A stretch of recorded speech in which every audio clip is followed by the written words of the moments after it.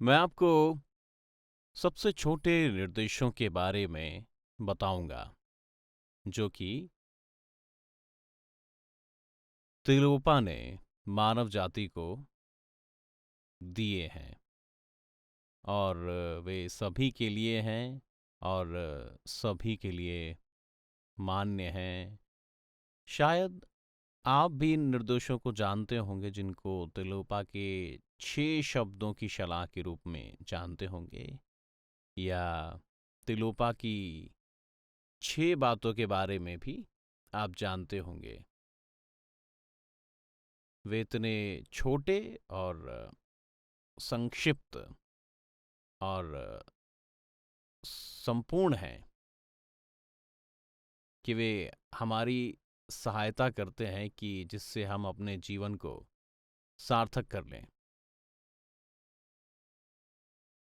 और स्वयं को ध्यानावस्था में ले आएं। ये मैं आपके साथ साझा करूंगा कि इनको पढ़ते हुए आपको समझाऊंगा कि आप भी इन बातों की जड़ को अभी समझ पाएं। तो यहाँ तिलोपा के 6 शब्दों की सलाह है।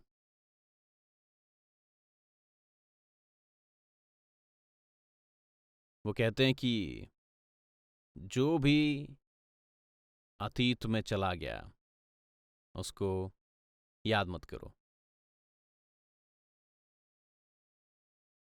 कभी कल्पना भी मत करो। बस जाने दो कि अब क्या आने वाला है। कभी सोचो नहीं कि अब क्या होने वाला है। कभी परीक्षा मत लो। किसी भी चीज की कोई जांच नहीं करो। कभी नियंत्रण मत करो। कभी किसी घटना को होने देने की कोशिश मत करो। अभी बस सिर्फ विश्राम करो, आराम करो, बस यही करो। तो इसका मतलब क्या हुआ?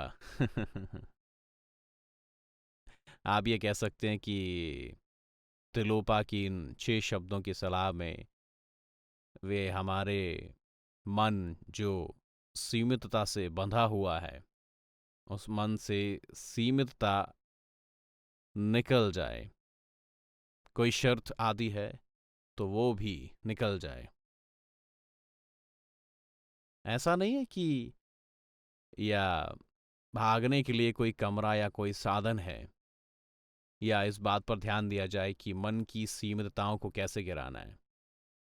सबसे पहले वे कहते हैं कि कुछ भी याद नहीं करो।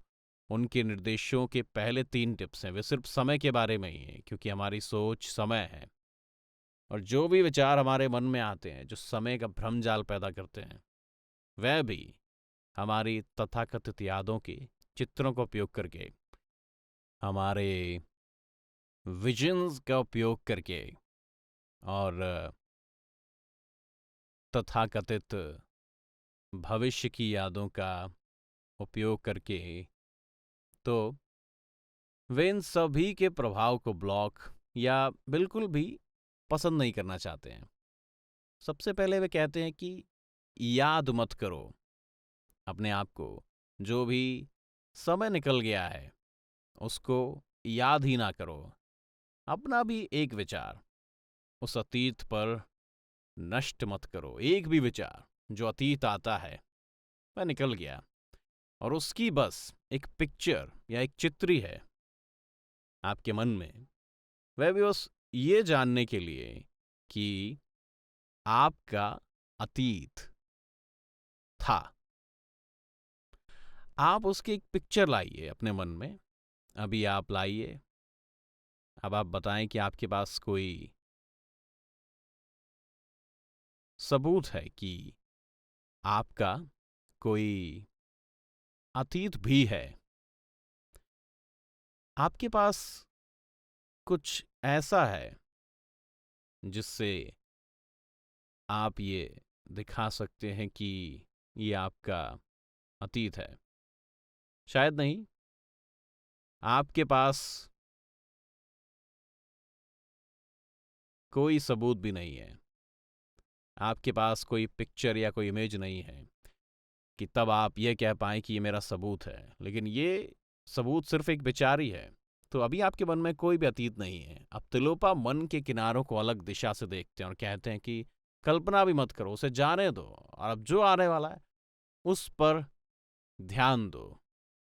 तो वो कहते हैं कि उस इमेज या उस कल्पना को जाने दो, उस पिक्चर को जाने दो, जिसके कारण आप ये अनुभव कर पा रहे हैं कि आपका कोई समय जब आपका अतीत हो चुका है, लेकिन तब आपके पास कोई दूसरी पिक्चर होगी। आज की पिक्चर होगी, कल की पिक्चर होगी, आज से 10 साल बाद की पिक्चर होगी, कभी आपके परमात्मा को उपलब्ध होने की भी पिक्चर होगी, और भी बहुत सारी पिक्चरें होंगी, आदि आदि। एक बात ये भी है कि सभी पिक्चर यह भी नहीं दिखाती कि हमारा कोई भविष्य भी है।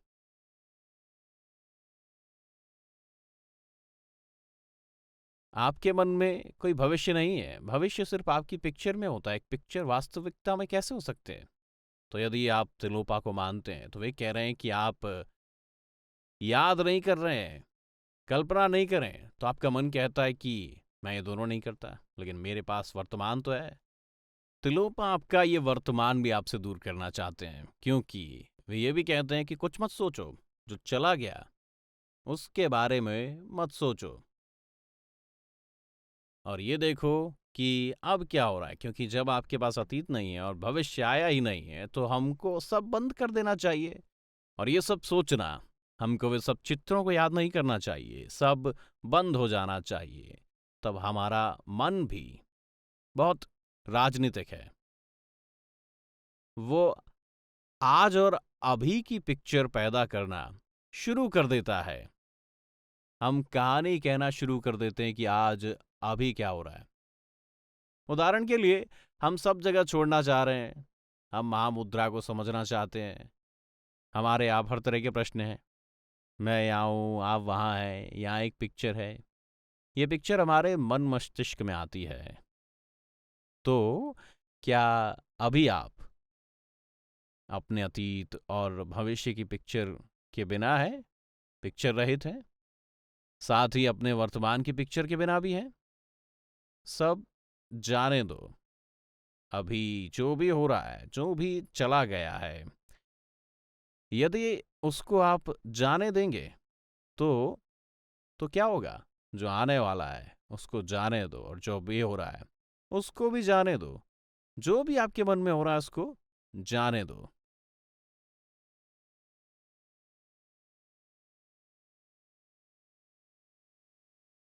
लेकिन तिलोपा बिना किसी दया के फिर ये कहते हैं कि कुछ भी जांच या किसी की परीक्षा ना लो।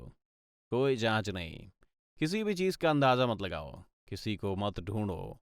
जैसे अभी एक पल के लिए आप ये कोशिश कर रहे होंगे कि तिलोपा ने क्या कहा है, और जो भी तिलोपा कह रहे हैं वो आप अपने तर्क के अनुसार उससे संबंध बनाने की कोशिश कर रहे हैं। आप शायद ये कल्पना करने की कोशिश कर रहे हो कि आप अपनी माँ से मिल रहे हो जहाँ आप कुछ याद नहीं कर रहे हो, कोई कल्पना कर रहे, कुछ नहीं सोच रहे। आप जब अपने काम पर होते हैं तो अपने साथी से कैसे कम्युनिकेट करते हैं या उसको जवाब देते हैं? आपके सेंस को या बोध को क्या हो जाता है? आपके अंदर क्या हो जाता है? या आपके अंदर ये समझ कैसे आती है? क्योंकि एक स्तर पर आपके पास अतीत है और आपके पास पिक्चर का एक एल्बम है, जिससे ये साबित होता है कि जिसके आधार पर आप कुछ धुंध लेते हैं, जिससे आपकी समझ या सेंस बनते हो, उसकी जांच करने की कोशिश का प्रयास कर रहे हो। तो तिलोपा कहते हैं कि आपको ये महसूस करना और वास्तव में इस प्रक्रिया में सभी कुछ, किसी भी चीज का अंदाजा लगाना आदि नहीं हो रहा है, आपका महसूस करना नहीं हो रहा है, क्योंकि अंदर जो भी है वो सीधा है।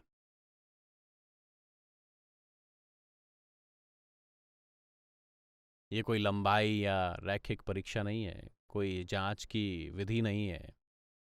तो कुछ भी जांच बिल्कुल ना करें कि क्या हो रहा है।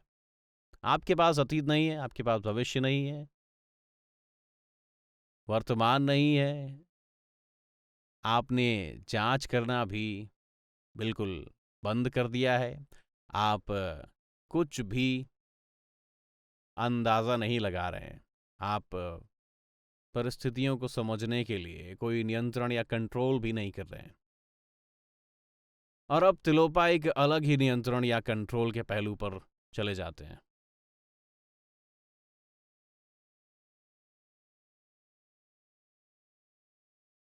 और वे सीधे यही कहते हैं कि कंट्रोल मत करो।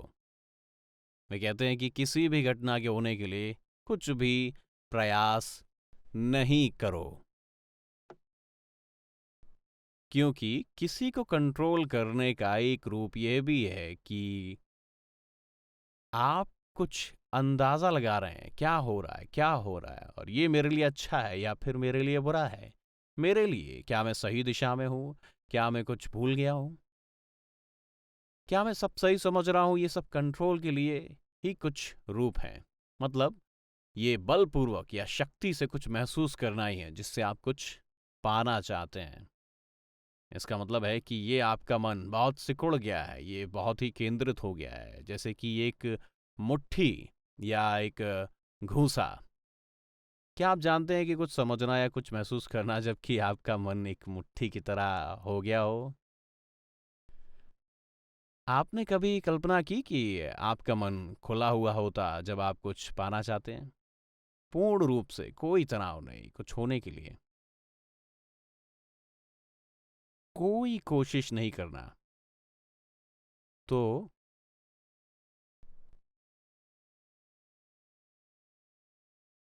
अगर आप ये दो तरह के रूप छोड़ देते हैं, तब आप किसी का भी अंदाज़ा नहीं लगा रहे होते हैं। किसी घटना के होने के लिए कोई भी प्रयास नहीं कर रहे होते हैं। आपका मन संपूर्ण तरह से बिल्कुल ढीला हो गया है, ये खुल गया है। अब ये कुछ लेकर ग्रहण कर सकता है। अब ये सुनने के लिए बिल्कुल तैयार हो गया है। तो इन 5 शब्दों का अंतिम परिणाम क्या है? याद नहीं करो,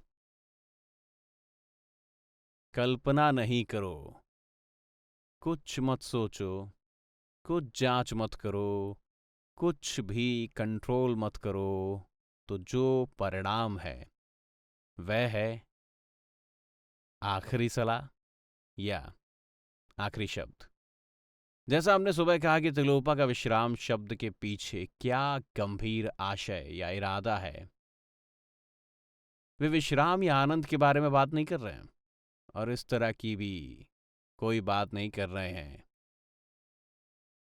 वे कह रहे हैं कि अपने मन को गहराई से साफ करो और उसको एकदम ढीला छोड़ दो। अपने मन पर अपनी गहरी पकड़ को छोड़ दो, पूरी तरह से छोड़ दो। खुल जाओ और विश्राम में आ जाओ।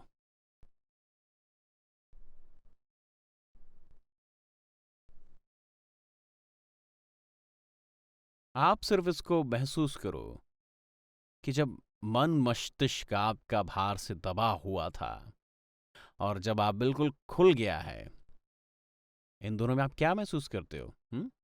एक मन जब सारा दिन किसी तरह की पकड़ में रहेगा कि क्या चला गया है, जिससे मन चिपका रहा, अब क्या आने वाला है, उससे चिपक गया, अब क्या होने वाला है, इससे भी चिपक गया कि इससे भी चिपका हुआ है कि अंदाजा क्या लगाना है, और कुछ होने के लिए कोशिश करने में भी चिपक गया आदि।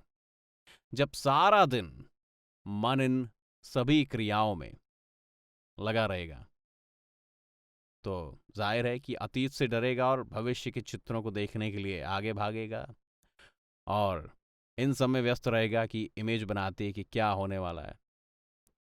फिर वो आकलन करेगा कि अब क्या होगा, और वो कंट्रोल करने की कोशिश करेगा कि अब क्या हो रहा है। वास्तव में एक कठिन काम होगा। क्या ये हमको कहीं ले गया है? हम कहीं पहुंच पाए हैं? लेकिन मन ने ही हमको कठिन काम पर लगा लिया है।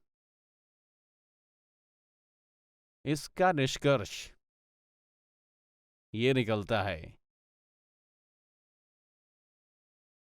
कि हमको ये नहीं जानना है कि वास्तव में